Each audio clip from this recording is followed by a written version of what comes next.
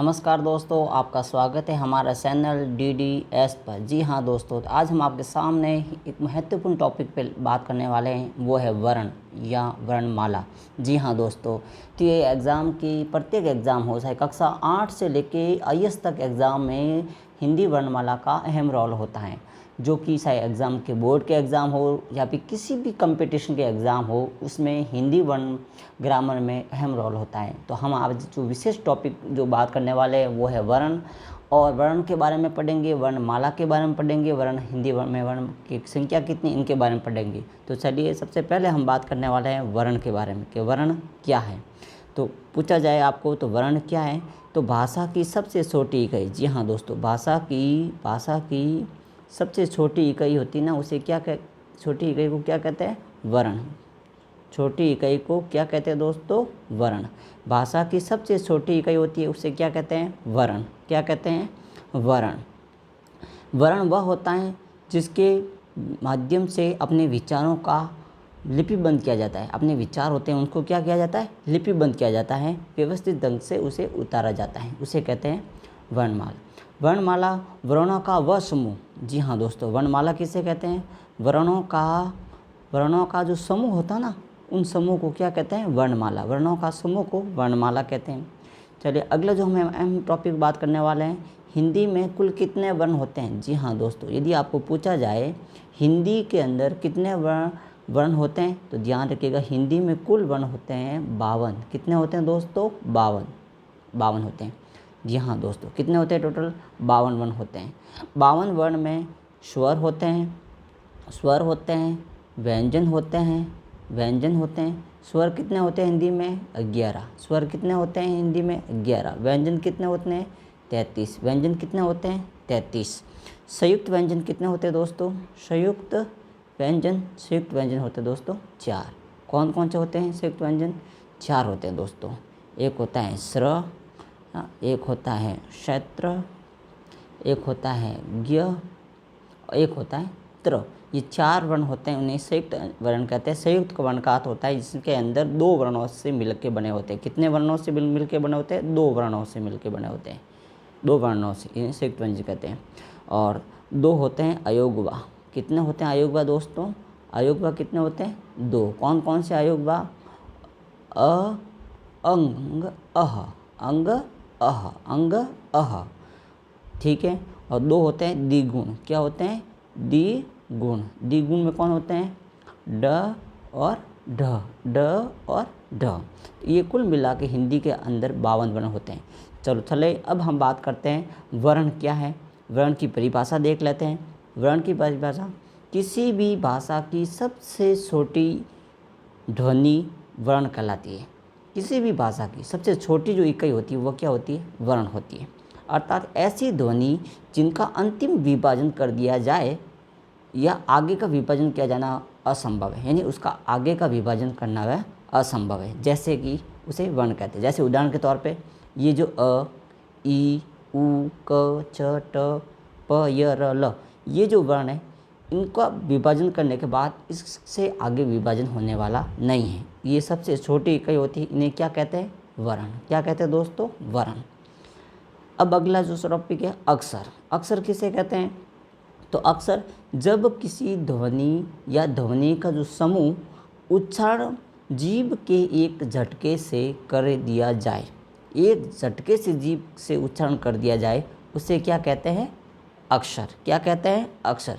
सामान्यतः वर्णमाला में प्रयुक्त वर्णों की जो लिपिबंध चिन्ह होते हैं ना, उन चिन्हों को ही क्या कहते हैं? अक्षर।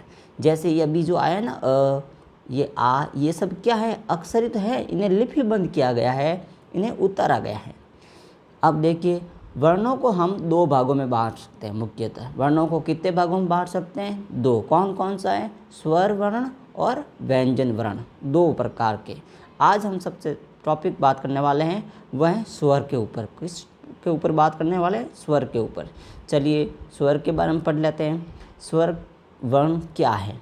तो जब किसी ध्वनि का उच्चारण करने पर फेफड़ों से उठी हवा, फेफड़ों से जब हवा उड़ती है तो प्राणवायु मुख में बिना किसी रुकावट से, बिना किसी संघर्ष से वो मुख से बाहर निकलती है उसे कहते हैं स्वर। सामान्यतः इसकी भाषा को देखा जाए तो सामान्यतः मुख से स्वहित उच्चारित होने वाली ध्वनि उन्हें स्वर कहते हैं। स्वर को बोलने में किसी अन्य की सहायता लेनी नहीं होती है, यानी ये स्वतंत्र होते हैं, इनको बोलने के लिए किसी की सहायता लेने की ज़रूरत नहीं होता है। हिंदी में आपको पूछा जाए तो हिंदी में स्वर कितने होते हैं, तो दोस्तों हिंदी में स्वर होते हैं 11। कितने होते हैं? 11। 11 कौन कौन से हैं, चलिए बात करते हैं। अ, आ, ई, ऊ, री, ए, आई, ओ, औ। ये टोटल 11 स्वर होते हैं। कितने स्वर होते हैं? 11। अगला जो टॉपिक पे, अब हम स्वरों को कुल 5 भागों पे बांट सकते हैं। जी हाँ दोस्तों, इन स्वरों को ध्वनियों के आधार पर, किसके आधार पर? ध्वनियों के आधार पर हमने इसे 5 भागों में बांटा। जैसे पहला है मात्रा काल के आधार पर, उच्चारण के आधार पर, जीवा के उत्तापित भाग के आधार पर, ओष्ठों की गोलाई के आधार पर और मुख आकृति के आधार पर टोटल 5 भागों में बांटा जाता है। तो पहले जी बात है मात्रा के आधार पर। किस पे बात करने वाले दोस्तों? मात्रा के आधार पर। मात्रा काल के आधार पर बात करें तो किसी भी स्वर के उच्चारण में लगने वाला समय, जी हाँ, समय कितना लग रहा है, काल का मतलब होता है समय, उसे कहते हैं मात्रा काल के आधार पर। हम इन्हें स्वरों को 3 प्रकार से बांट सकते हैं। जी हाँ, मात्रा काल में स्वरों को 3 प्रकार में बांटा गया है। पहला ह्रस्व स्वर, दूसरा दीर्घ स्वर, तीसरा प्लुत स्वर होता है। तो ह्रस्व स्वर के अंदर की बात की जाए तो ह्रस्व स्वर टोटल होते हैं 4। कितने होते हैं दोस्तों? 4। कौन कौन से? अ, ई, ऊ और री। ये एक मात्रक स्वर होते हैं। कैसे होते हैं? एक मात्रक स्वर होते हैं, यानी इन्हें दूसरा नाम कहे तो मूल स्वर भी कहा जा सकता है। क्या कहा जा सकता है? मूल स्वर। अगला जो है दीर्घ स्वर। दीर्घ स्वर इसमें द्विमात्रिक होते हैं, 2 मात्राओं से कह सकते हैं या फिर इन्हें संयुक्त स्वर भी कह सकते हैं। जैसे ये दीर्घ स्वर की टोटल संख्या है 7। आ, ई, ऊ, ए, आई, ओ, औ। टोटल 7 स्वर होते हैं, द्विमात्रिक होते हैं, 2 मात्राओं से ये बने होते हैं। दीर्घ स्वर की रचना प्राय 2 स्वरों से योग से होती है, अतः इसको संयुक्त स्वर भी कहा जाता है। आइए बात करते हैं कैसे होता है इनका। तो देखिए आ किससे मिलकर बना होता है? अ प्लस अ से क्या बना? आ। जैसे राम प्लस अनुज संधि विच्छेद करेंगे तो क्या हो जाएगा? रामानुज। यहाँ संधि विच्छेद हो रही है। ई से ई और ई मिलकर क्या बनी हुई? दीर्घ स्वर ई। रवि प्लस इंद्र रविंद्र।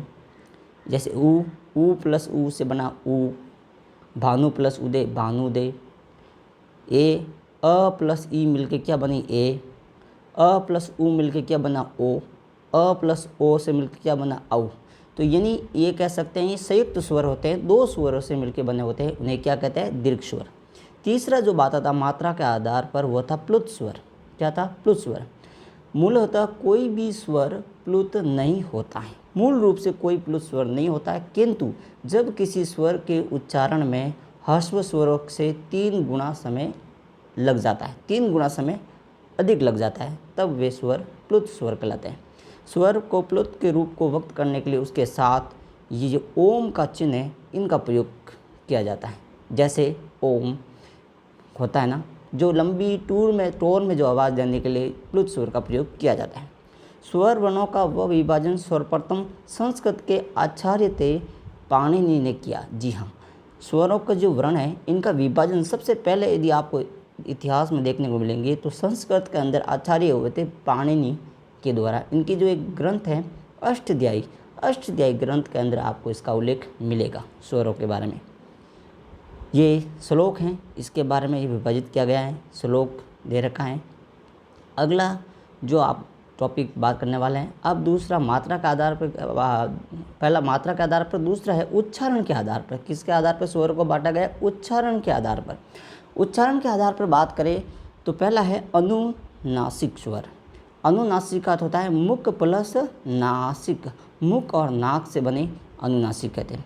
तो वचन अनुनासिक, जब किसी स्वर का उच्चारण करने पर श्वास या वायु मुख प्लस नाक इन दोनों से बाहर निकलती है तो वह स्वर अनुनासिक स्वर कहलाता है। यानी मुख से नाक से निकलना अनुनासिक स्वर कहलाता है। स्वर को अनुनासिक रूप को दर्शाने के लिए चंद्र बिंदु का प्रयोग किया जाता है। किस बिंदु का प्रयोग किया जाता है दोस्तों? चंद्र बिंदु। जैसे ये आ ई उ, ये जो ऊपर वाला ना, ये जो चंद्र बिंदु का प्रयोग किया जाता है।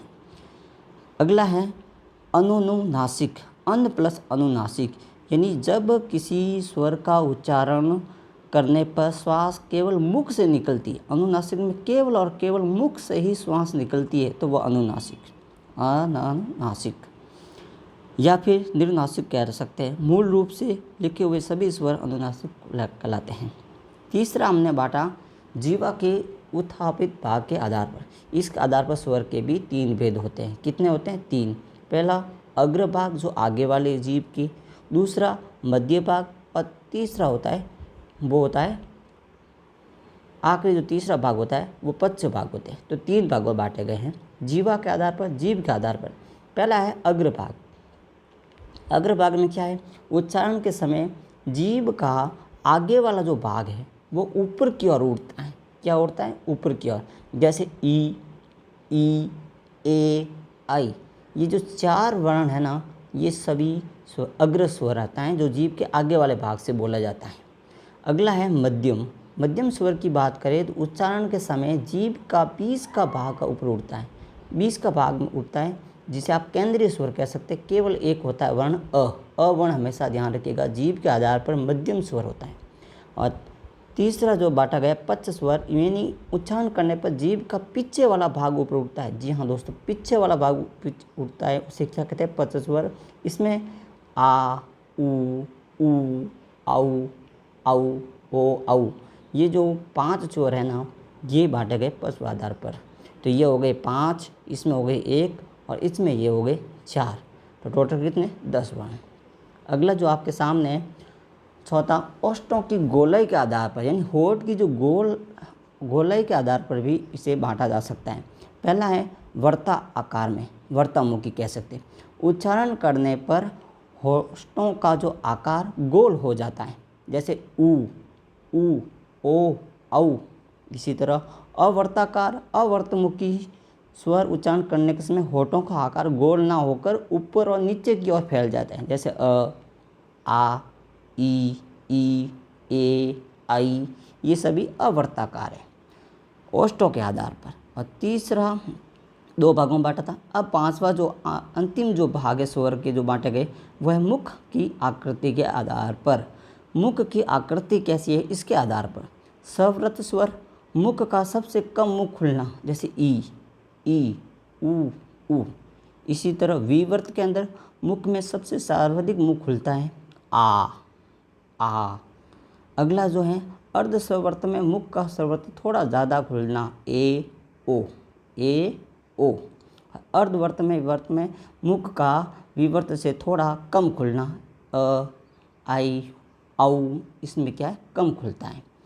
तो दोस्तों ये था वर्ण जो हिंदी वर्णमाला का सबसे अहम और कह सकते हैं सबसे बेसिक जो टॉपिक होता है, जिसका जो बेस होता है, किसी भी भाषा का आधार होता है, वो होता है वर्ण, जो कि सामान्यतः ये हर एक एग्ज़ाम में छोटे से लेके बड़े से बड़े एग्ज़ाम में इसके सवाल बनते हैं और ये एग्ज़ाम में पूछा जाता है।